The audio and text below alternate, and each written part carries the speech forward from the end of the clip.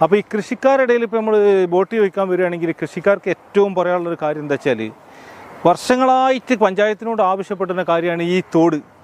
ഈ തോട് എന്ന് പറഞ്ഞാൽ ഇപ്പോൾ ഇവിടുന്ന് അങ്ങോട്ട് നമ്മളെ പൂവാടിച്ചാൽ താഴത്ത് വരെ ഈ തോടാണ്. ഈ തോട് പിന്നെ സമയത്തിന് വെള്ളം കൊണ്ടുപോകാൻ വേണ്ടിയിട്ട് ഈ തോടൊന്ന് നന്നാക്കാൻ വേണ്ടിയിട്ട് വർഷങ്ങളായി പറയുന്നത്. കൃഷിക്കാരെ ഏറ്റവും പ്രശ്നത ഈ ഏക്കറക്കണക്കിന് കൃഷി നടത്തുന്ന വാഴക്കൃഷി, നെൽകൃഷി നടത്തുന്ന ഏരിയയാണിത്. ആ ഏരിയയിൽ നിന്ന് നമുക്ക് പിന്നെ വികസനം വരാഞ്ഞാൽ എത്രമാത്രം കഷ്ടമാണിത്. ഇത്ര ആൾക്കാർ കൃഷി ചെയ്യുന്ന സ്ഥലം, എത്രയോ പേര് വെള്ളത്തിന് വേണ്ടി ബുദ്ധിമുട്ടാകുക. അപ്പോൾ വേനൽക്കാലത്ത് ഇതിൽ പമ്പ് സംവിധാനം ഉണ്ടെന്ന് പറഞ്ഞിട്ട് അറിയില്ല.